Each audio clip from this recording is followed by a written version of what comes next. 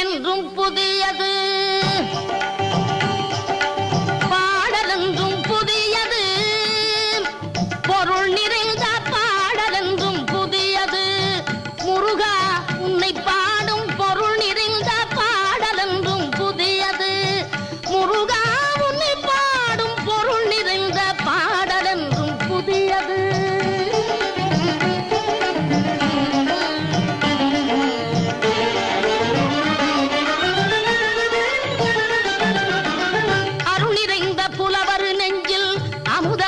தமிழ் கொடுத்த பொருள் நிறைந்த பாடல் என்றும் புதியது.